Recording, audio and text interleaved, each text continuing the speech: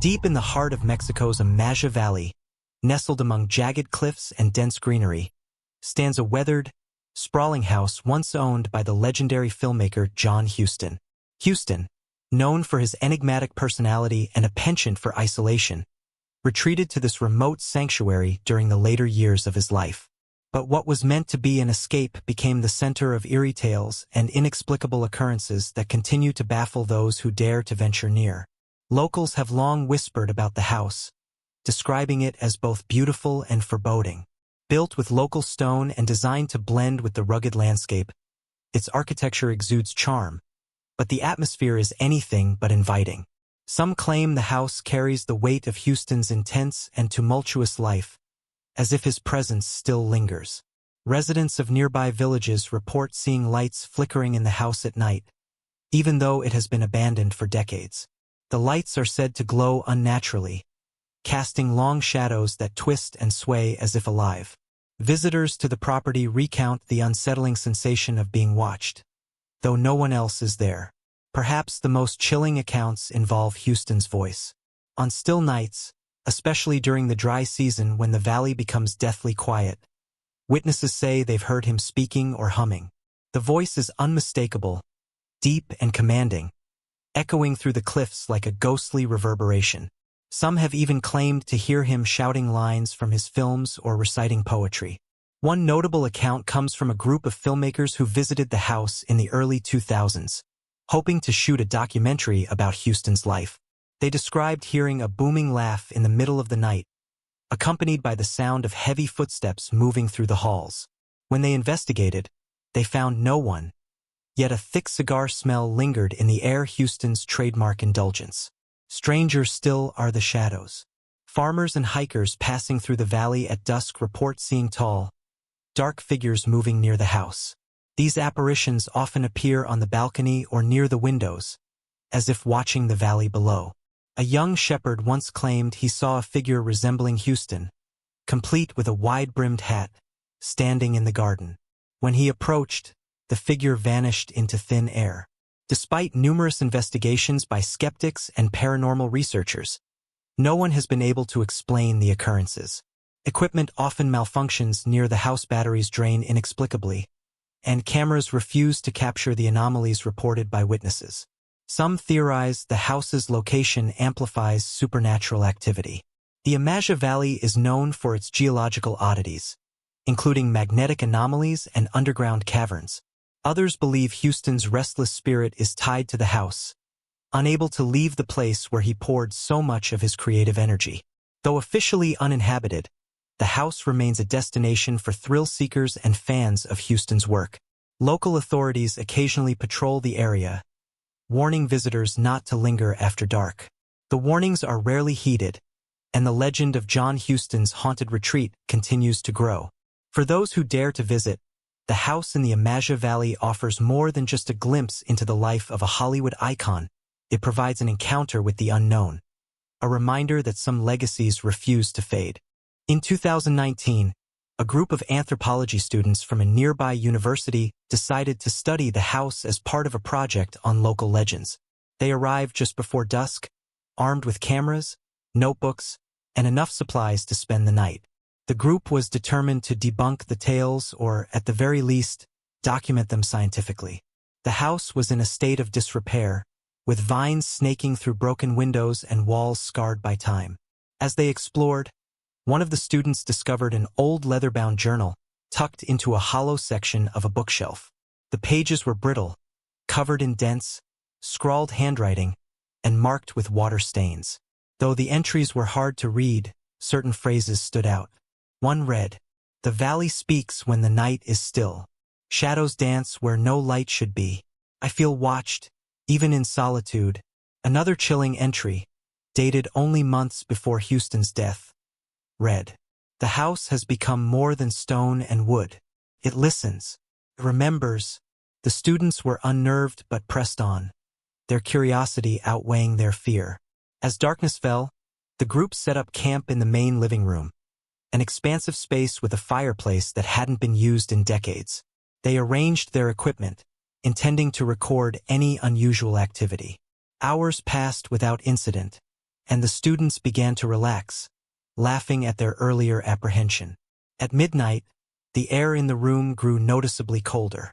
The laughter stopped as everyone noticed their breaths forming faint misty clouds. A low, guttural humming began, so faint at first they thought it was the wind. But the sound grew louder, resonating through the house like a mournful chant. One of the students, a skeptic named Elena, stood and called out, "Who's there?" Her voice was firm, but her hands trembled. The humming stopped abruptly, replaced by a deep, gravelly voice. "You shouldn't have come." Panic set in, and the students scrambled to leave. As they gathered their belongings, a loud crash echoed from upstairs. Against their better judgment, two of them ventured toward the source, armed with flashlights. They found a door at the end of the hall that had not been there earlier. The door was made of heavy wood, with intricate carvings depicting what appeared to be scenes from Huston's films. One of the students tried to open it, but it wouldn't budge. The carvings seemed to shift in the dim light, the faces of the characters twisting into anguished expressions. Behind the door, they heard whispers, dozens of them, overlapping in a chaotic symphony. Among the voices, Huston's unmistakable tone cut through, laughing softly. Then, clear as day, he spoke. "The story isn't over. It never is." Downstairs, the remaining students noticed the shadows in the room behaving strangely. They stretched and moved independently of the flickering lantern light, coalescing into humanoid forms. One shadow lingered by the journal, reaching out as if to touch it. When one of the students tried to snatch the book away, the shadow recoiled and let out a sound, a low, unearthly wail that echoed through the room. The lights flickered and went out entirely, plunging them into darkness. In the chaos, the students fled the house, abandoning their equipment. When they reached the safety of their car, they realized something chilling. The journal was missing, though no one remembered taking it. The house loomed behind them, its windows glowing faintly as if illuminated from within. For a moment, they thought they saw a figure on the balcony, a tall man in a wide-brimmed hat, staring down at them. They drove away, vowing never to return. But weeks later, one of the students received a package with no return address. Inside was the missing journal, open to a page they hadn't seen before. The text, written in bold, jagged letters, read, "You can leave, but you'll never escape. Don't forget to subscribe and like if you liked this story." After receiving the mysterious journal, the group of students began to notice oddities in their lives. Elena, the skeptic, was the first to report strange occurrences. At night, she swore she could hear faint whispers outside her apartment window, even though she lived on the 4th floor. The whispers would grow louder when she tried to sleep, repeating phrases from the journal, such as, "It listens, it remembers." Another student, Miguel, found muddy footprints leading from his front door to his bedroom one morning. The footprints stopped abruptly at the foot of his bed, though the door had been locked and bolted. As days turned into weeks, their shared experiences became more terrifying. Objects in their homes would move on their own. Mirrors would fog up, revealing unfamiliar handwriting in the condensation, words like, "Stay away," or "It's watching." But the most chilling discovery came from Sophia, the quietest of the group. She noticed that the photographs taken during their trip to Huston's house had changed. In every image, faint silhouettes appeared, figures that hadn't been there before. In one photo, taken in the living room, the group stood smiling, unaware of a tall figure standing behind them, its face obscured by shadow, its hand reaching toward Elena's shoulder. The group, now deeply unsettled, decided to meet and discuss their experiences. Miguel proposed they return to the house to confront whatever force seemed to have followed them. Elena was vehemently against the idea but was ultimately persuaded when Sophia revealed one last detail. The journal had begun to change. New entries appeared overnight, written in the same jagged hand. The latest entry read, "Come back.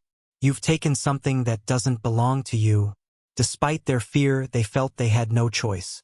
They returned to the Amasya Valley on a moonless night, their car struggling to navigate the rocky terrain. The house loomed ahead, its windows dark and unwelcoming. The group entered cautiously, flashlights cutting through the oppressive darkness. The air inside was heavy, almost suffocating. As they explored, they noticed things had shifted. Furniture was in different places, and walls seemed to bear fresh scratches, as if something had clawed at them. Then they heard a faint, rhythmic tapping coming from below. It seemed to be coming from a door they hadn't noticed before, partially hidden behind a collapsed bookshelf. The door led to a narrow staircase spiraling into the earth. The walls were lined with shelves filled with objects. Old film reels, notebooks, and personal items that could have belonged to Huston. The tapping grew louder as they descended, echoing off the damp stone walls. At the bottom, they found a large circular room. In its center was a massive stone table covered with what appeared to be ritualistic carvings. Atop the table lay the journal, open to a blank page. As they approached, the journal's pages began to flip on their own, faster and faster, until it stopped abruptly. The page now bore a single phrase: "Leave an offering, or stay forever." Before anyone could react, the tapping sound transformed into a deafening roar, and the walls began to shake. Shelves toppled, and old film reels spilled onto the floor, unraveling like snakes. The students scrambled to leave, but Sophia froze, pointing at one reel that had stopped spinning. Projected onto the wall was a grainy image of Huston, sitting at the very table before them. He was speaking directly into the camera, his eyes wide and frantic. "You found this because you're meant to," he said. "The house holds its own secrets and its own rules. If you leave now, it may let you go. If you stay, it will take what it needs." The film abruptly cut out, replaced by the shadowy silhouettes they had seen in their photographs. The figures seemed to move within the projection, growing larger, closer, more real. As the group turned to flee, the door at the top of the staircase slammed shut with a resounding finality. The journal on the table began to glow faintly, its pages curling as if aflame. And then, from the shadows, a voice echoed through the room, a voice they all recognized. "The story is mine to tell, but now you're part of it." As the voice faded, the walls of the basement seemed to breathe, expanding and contracting as if the house itself were alive. The stone table trembled, and the journal slammed shut with a deafening thud. The students backed against the wall, their flashlights flickering erratically.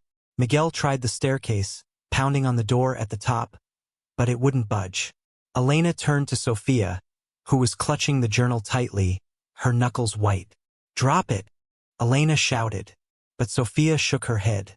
"It's not just a book," Sophia whispered. It's watching." Before anyone could respond, the glow from the journal spread, casting long, distorted shadows on the walls. The shadows moved independently, forming scenes like fragmented memories. In one, Huston sat at the stone table, his head in his hands. In another, he was speaking to a shadowy figure with indistinct features. The final scene showed Huston alone, staring directly at them. His lips moved, but no sound came out until it did. "You've taken what's mine. Now you owe me." The voice wasn't coming from the shadows or the journal. It was coming from the air itself, surrounding them. In the chaos, Sophia noticed something the others hadn't. One of the carvings on the wall was glowing faintly. She approached it, her flashlight illuminating a series of interlocking symbols. Without thinking, she pressed her hand against the carving. The wall groaned, then slid open, revealing a narrow passageway lined with mirrors. The group hesitated, but the rumbling in the room grew louder, forcing them forward. As they walked, the mirrors reflected more than just their images. They showed distorted versions of the group. Sophia's face appeared gaunt.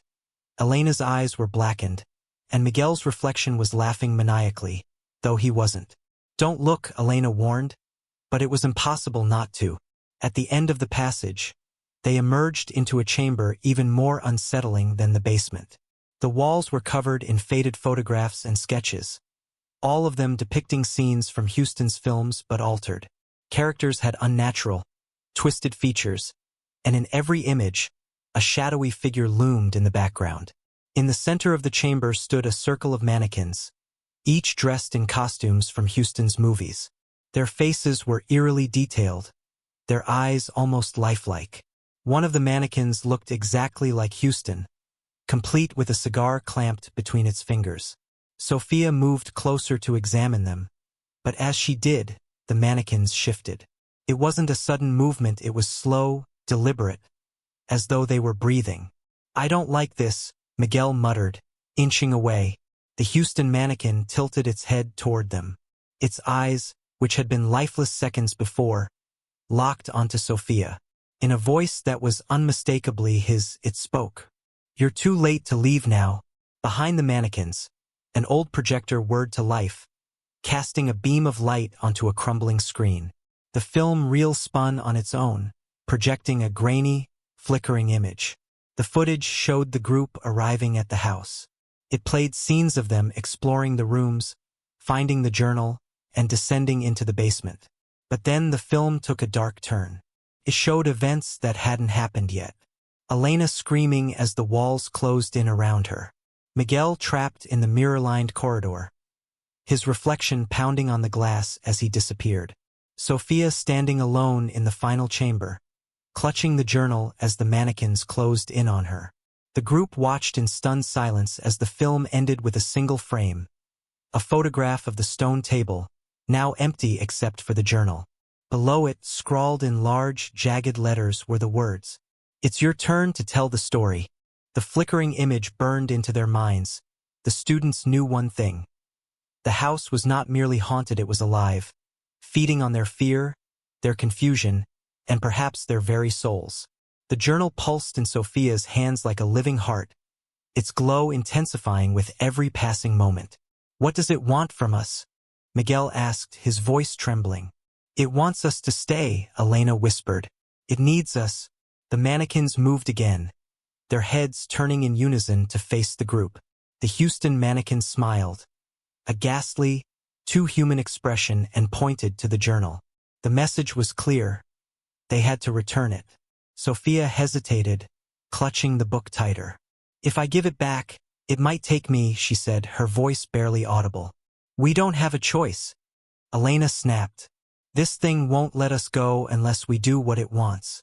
The room rumbled violently, dust raining from the ceiling as the walls seemed to close in.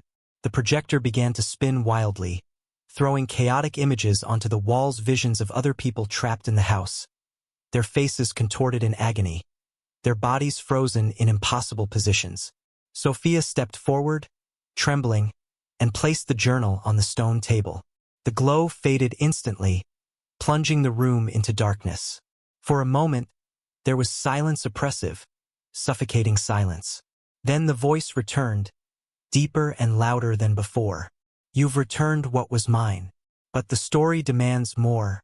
A single candle flared to life on the table, illuminating the journal. The pages flipped wildly, settling on a new entry that hadn't been there before. The text was fresh, the ink still glistening. It read, "One must stay so the others may leave." "No!" Elena shouted, backing away. "That's not fair." Miguel grabbed Sophia's arm. "We run. Now." But Sophia shook her head. "If we don't follow the rules, none of us will make it out." The mannequins began to move, stepping down from their pedestals, their glassy eyes fixed on the students as they closed in, herding them toward the table. The Huston mannequin gestured to the journal, and the voice spoke again. "Choose." Sophia stepped forward, her face pale but resolute. "I'll stay," she said, her voice firm. "No!" Elena cried, trying to pull her back, but Sophia stood her ground. "It's the only way," Sophia said, her eyes meeting Elena's. "You have to tell people what happened here. You have to make sure no one else comes back." The mannequins stopped moving. The rumbling ceased. The journal glowed faintly, as if acknowledging her decision. Miguel and Elena were dragged toward the passageway by an unseen force. "We'll come back for you," Miguel shouted, but Sophia shook her head. "Don't," she said. "You won't survive." The door at the top of the staircase creaked open, revealing a path back to the surface. Miguel and Elena stumbled out into the cold night air, their breaths heaving as they turned to look back at the house. The door slammed shut behind them, and the house fell silent. Weeks later, Elena and Miguel returned to their university. They shared their story with no one, fearing they wouldn't be believed.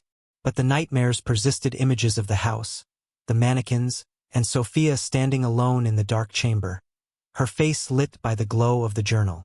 One day, a package arrived for Elena. Inside was a single photograph. The stone table now empty with the journal nowhere in sight. Beneath it was a handwritten note. The story isn't over. Pass it on. Elena dropped the photograph in horror, but it was too late. The shadows on her walls began to stretch and twist, whispering her name. The house had found its next chapter. Don't forget to subscribe and like if you liked this story. Any coincidences with real events or characters are accidental.